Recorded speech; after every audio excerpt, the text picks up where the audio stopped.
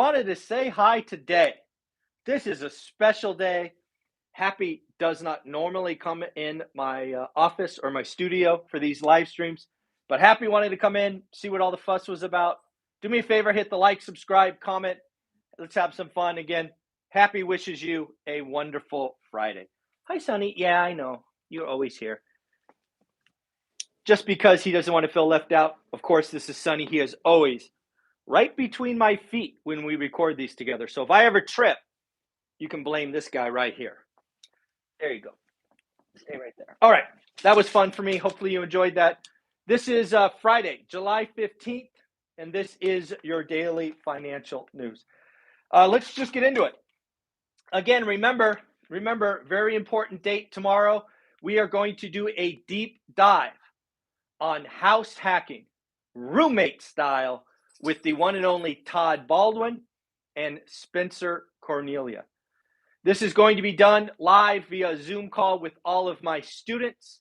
If you are one of my students and interested in this, I have posted the invite in our Facebook group.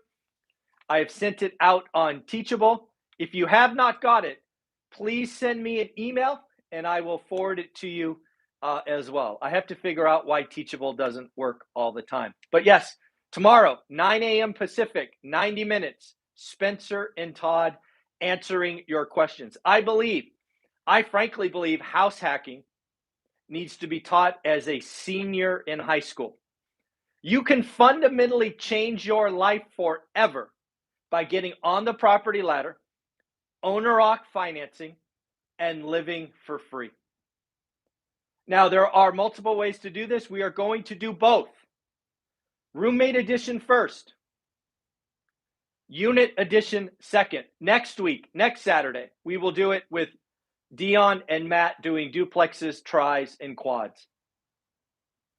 Folks, if you haven't heard the story about Arnold Schwarzenegger, he cut his teeth house hacking a sixplex, which has really set him up to take the right acting job, not any acting job. This stuff can change your life. We'll be doing it tomorrow. And yes, as always, I know not everybody has $320. I get it. We will post it for free on YouTube, probably Sunday, but possibly tomorrow afternoon. In reality, it will be Sunday, but we will give it away for free. You can check out the deep dive playlist because there's already material there. I don't know if you can tell, but I'm excited about this one. I know nothing, zero, zilch about house hacking, but I know Todd and Spencer have done it. I know Dion and Matt have done it and it's changed their lives. I look forward to bringing this to you. If you happen to buy the course today, I will just send you the Zoom link manually. Again, join, get involved, figure it out. It's pretty amazing stuff. Let's talk about Redfin June data. Folks, I am still calling for July 20th, the date that National Association of Realtors releases the national numbers, to be kind of like an earthquake to the housing market. Buyers disappear, seller FOMO goes through the roof. It's going to be a total mismatch of selling and buying for a couple of months. And as a data geek, I'm going to love kind of trying to sift through it. We got some Redfin data, which is interesting. Redfin sales, or sold as they call them, sold down 15.5% to a total of 524,200. Pendings also down. Pendings down 12.6%.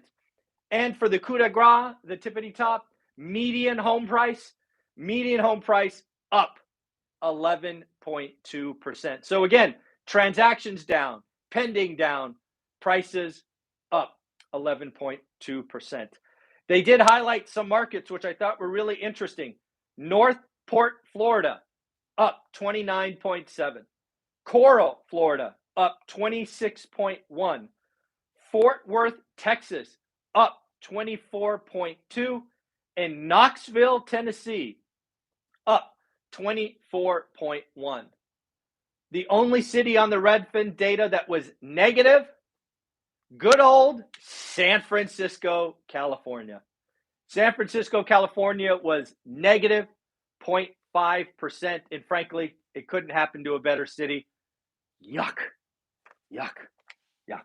So again, we'll get the national data next week. Next Wednesday is going to be a lot of fun to talk about. We'll see what's going on. Because again, I believe housing transactions are crashing right now. They will keep crashing going forward and cause the second half recession.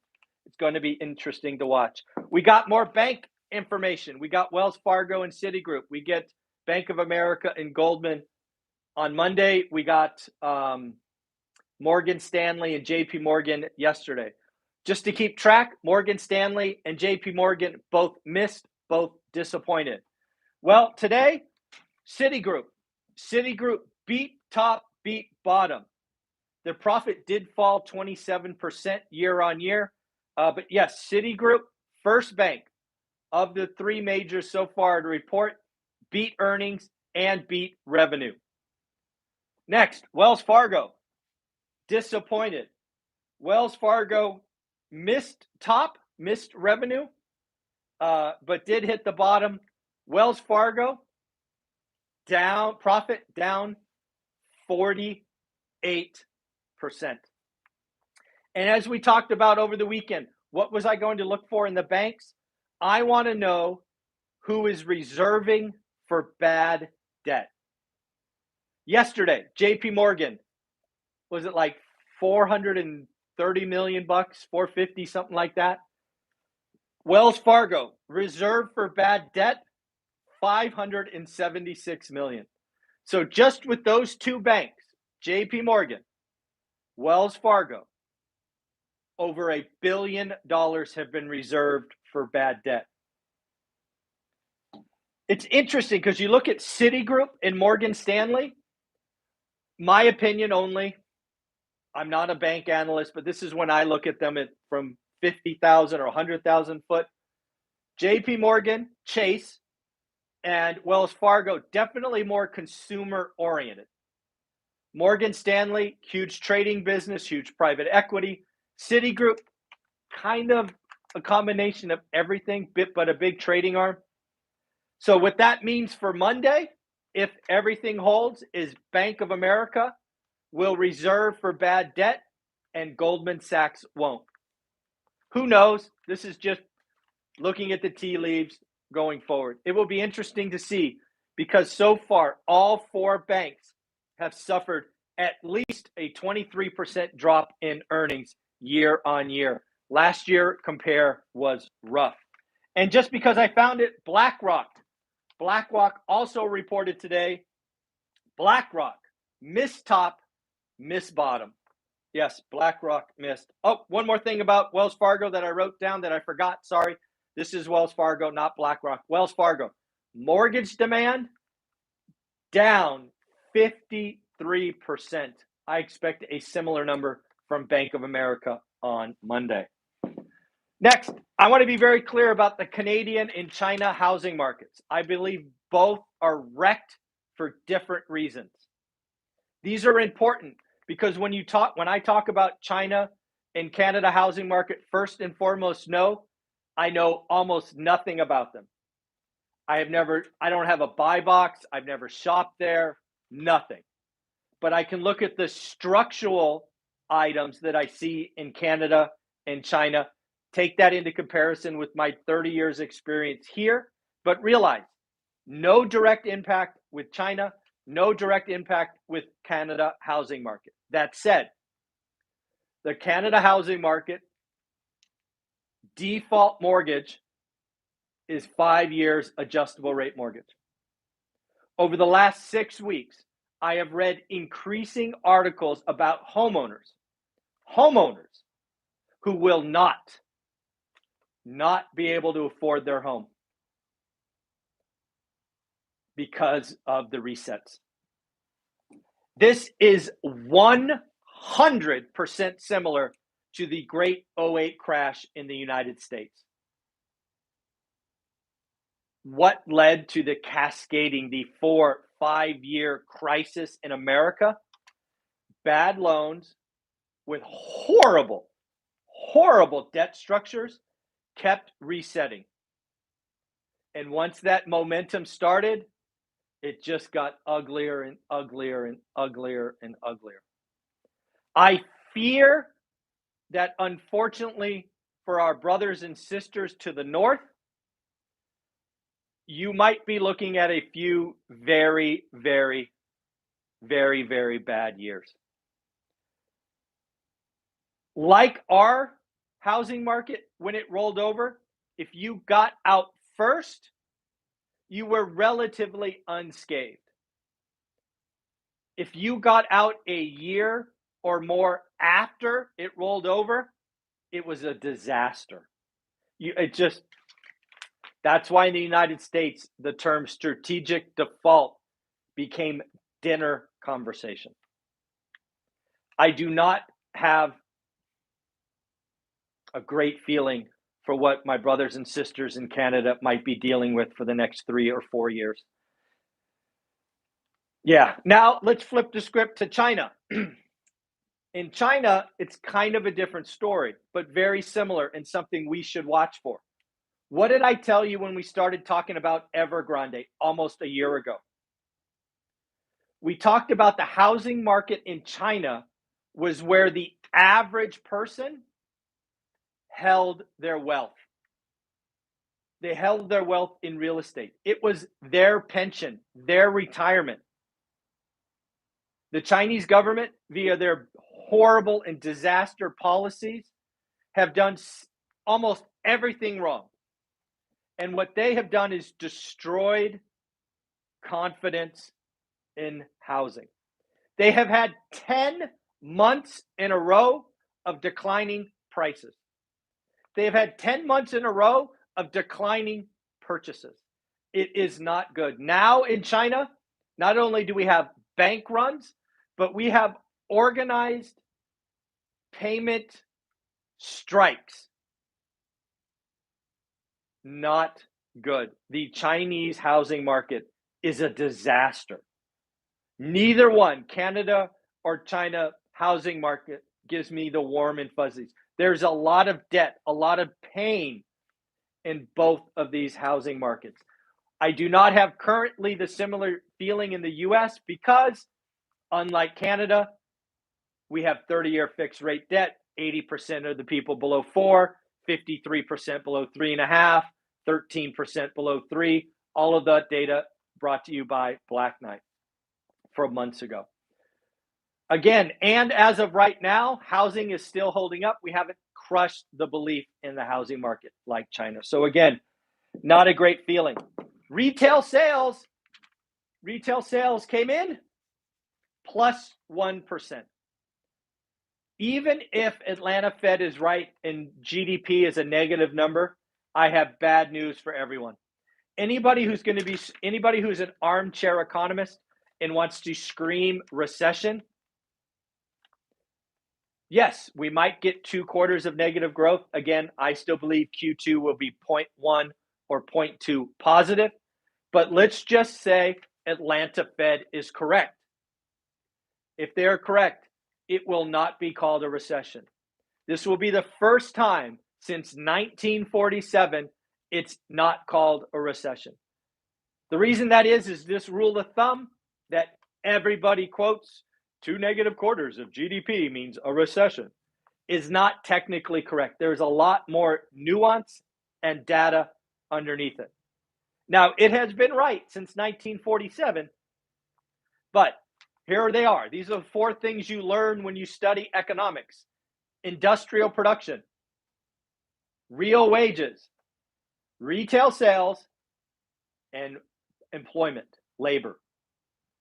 Labor has been positive all 6 months. Retail sales, positive 4 out of 6. Industrial production, I think it's 3 out of 6. And real wages, I don't remember, but I don't think they were good. Might have been 1 out of 6. Again, not good. But I don't believe the economists will call Q1 and Q2 a recession. That said, I do believe housing will cause the recession to be identified as Q3 and Q4. It doesn't matter. All 4 quarters could be negative. There will be a recession called this year. But yeah, retail sales, we like to spend money. This is interesting. So retail sales plus 1%, right? Did you know? Remember something you and I talked about 4 or 5 months ago, the difference between real and nominal. Remember that conversation? Well, retail sales plus 1% is a nominal number. What does that mean if you don't remember? Not adjusted for inflation. So I want to ask you, if retail sales are up 1%, but we just printed a 9% CPI, are retail sales really up? Or are they actually down? I think between you and I, we know they're down, meaning we bought less stuff. It just took more money, but that's not how the data is reported. Retail sales plus 1%. We are spending more money on stuff, which is why Q1, Q2 won't be called a recession. What else did I find today?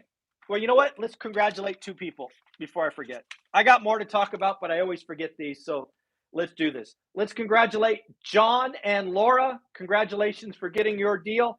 And Dana, congratulations for getting your deal. I believe this is deal number 3 for you. So congratulations, folks. Again, Dana and John and Laura, congratulations. Your cards will go out in the mail. All right, back to the list. Did you know that Netflix did not partner with Trade Desk? They chose to partner with Microsoft. Netflix is looking to add ad-supported content. The rumor on the street, because their CFO left Netflix and went to Trade Desk, is that Trade Desk had the inside track and would get the deal done. Not happening. They chose to partner with Microsoft. So, what could that mean? To me, it could mean that maybe in a year, total wild speculation, total guess, not financial advice. Microsoft might end up buying Netflix in a couple of years if Netflix valuation continues to fall. Again, Microsoft's got a big old checkbook. I don't think Trade Desk could write that check. What else do we got? Did you hear that Biden's in Saudi Arabia? I thought I remember Biden basically saying Saudi Arabia bad, but now he's in Saudi Arabia asking for oil, I think. I don't know. Not a good look. Amazon Prime just finished, and we actually got some interesting information. First and foremost, we love to shop on Amazon Prime. Unit sales up like 25%. But what we need to look at is the product mix. Over the last couple of years, we bought Roombas and Alexas and all these other things. Now we are buying diapers and snacks. That doesn't bode well for the consumer long term, right? They are changing their buying habits. It's not a good look. As for this week, analysts are increasingly whacking their S&P 500 predictions for the end of the year. Finally, analysts are waking up. Bank of America analysts cut from 4,500 S&P to 36, and Piper Sandler cut from 4,000 to 3,400. Let me see. Anything else? Colorado Springs. Shout out to Colorado Springs. A real estate agent, real estate broker sent me data on Colorado Springs. Thank you, thank you, thank you. Solds down 16.5%, and new listings up 15.6%. I did not get a median number, or at least I did not find one. Yep. And then lastly, rents. I don't know if you saw this in the CPI, but rents went up the most since 1986. And I do not have good news. I think the CPI rent piece gets bigger from here, and it really helps keep CPI elevated. So, folks, it is July 15th. It is Friday. I hope you have a wonderful day.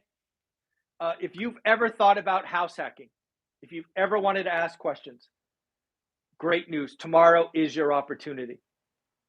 The 16th of July at 9 a.m., we will be going live with Spencer Cornelia and Todd Baldwin talking about house hacking roommate edition. And then next Saturday, we will do that with Matt and Dion talking about units. If I had to do my entire real estate journey differently, I would house hack probably while I was in college. It just gets you on the property ladder faster. I do not know standing here today whether I would do roommates or units, but I know I would house hack. Didn't get my first house until I was 29, 28 or 29. I would have had a house at 20 or 21 because of house hacking. I would have lived for nothing and started this real estate thing journey. House hacking is the cheat code to wealth. House hacking is the way for millennials and Gen Zs to be millionaires inside of 10 years. It just is. Reduce your cost of living, get on the property ladder, 30-year fixed rate debt, 3.5 down, magical stuff. So I look forward to learning myself because I know zero, and I look forward to sharing with you. Don't worry. If you don't have $320, no big deal. I will save the video and I will load it. It will come out Sunday morning. It will come out Sunday morning. So again, Todd and Spencer, if you ever see this, thank you, thank you, thank you. Matt and Dion, you are on deck. We will be talking next Saturday about house hacking units. Take care. Daily financial news. Have fun. Bye.